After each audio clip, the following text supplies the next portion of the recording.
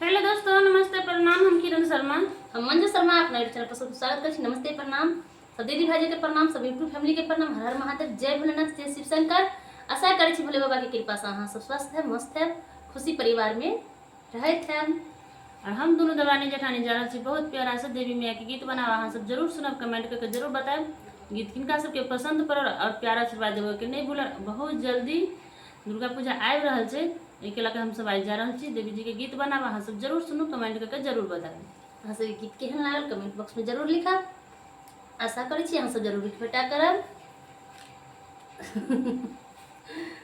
मैया संझिया सबेरे हम देखी रहिया, मैया संझिया सबेरे हम देखी रहिया।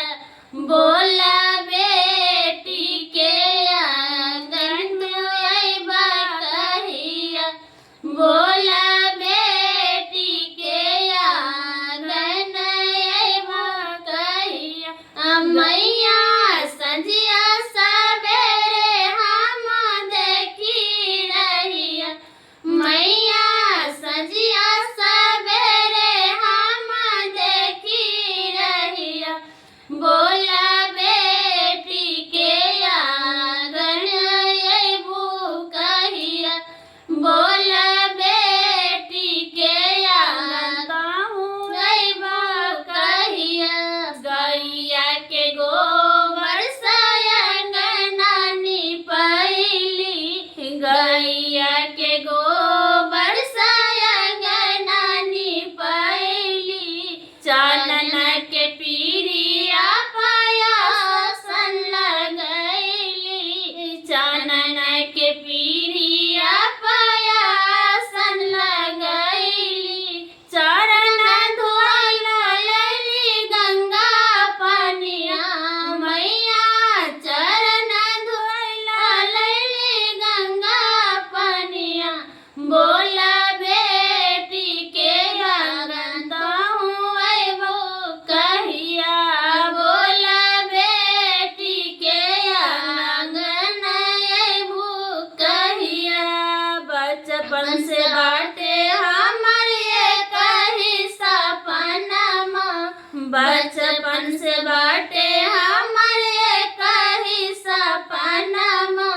दर्शन करेला मैया तरसे नयनमा, दर्शन करेला मैया तरसे नयनमा। खुल जाई भाग हमर अइबू कहिया, मैया खुल जाई भाग हमर अइबू कहिया।